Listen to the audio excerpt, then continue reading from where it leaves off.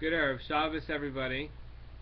This week's Parsha, Parshas Vayigash, discusses the family of Yaakov, family of Yisrael, going down, leaving Canaan for the land of Egypt. And when it goes to the names, it mentions one granddaughter of Yaakov, and that is Serach. And Serach is an interesting character in that she is referred to as the daughter of Asher.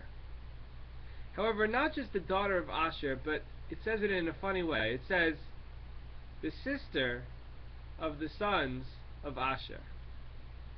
And if that's really the case, it's peculiar because it should have just said the daughter of Asher. Sure enough, Nachmanides writes that she wasn't a biological daughter of Asher, but rather she was a stepdaughter. And therefore Asher was the one responsible for raising her, and therefore she's mentioned in his context. What this raises is an interesting issue.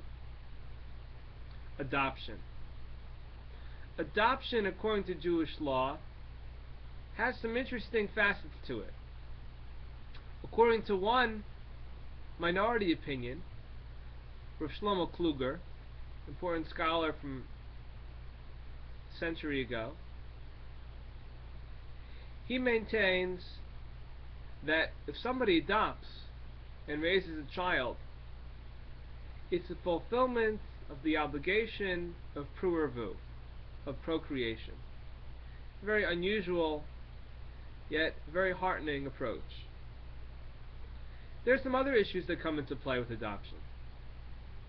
And if a person adopts a Jewish child, it becomes a little bit more tricky, because sometimes it's hard to look back on the past of that child and to determine the yichus, the Jewish lineage of this particular child. However, if somebody adopts a non-Jewish child, then the lineage doesn't come into question at all. You don't have to go back to their parents, to their grandparents, to great-grandparents to see if they're Jewish, and the person just can go through the conversion process. The only issue would be that if you start the conversion process, let's say a person were to convert their child, well, when they become 12 years old or 13-year-olds, whether they're a girl or a boy, they have the option to reject their conversion. So they might decide that they do not in fact want to be Jewish, and therefore, in a sense, you have a situation where a Jewish parent is raising a non-Jewish child.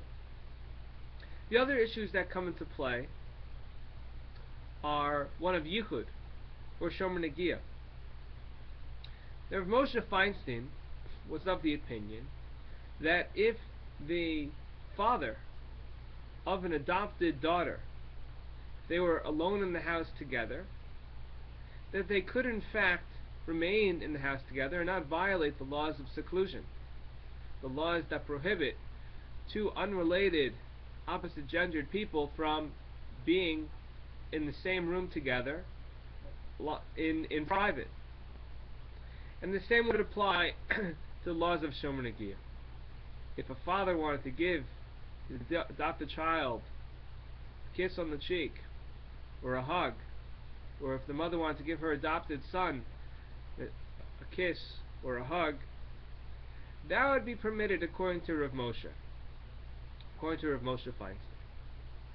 There are others who disagree with Rav Moshe, and they say that a person has to make sure that they adopt the child while the child is still in fact a minor. And what the ages are specifically too intricate, there are different opinions to involve. But if a person adopts a child, then the child goes through the upbringing process and takes on the status as if in a sense, as if they were a biological child. The last issue that comes up is one of, let's say, an aliyah for a boy. If a boy were to get an aliyah, then should they use the name of their biological father or of their adopted father? If the name of the biological father is known, then that's the name that should be used.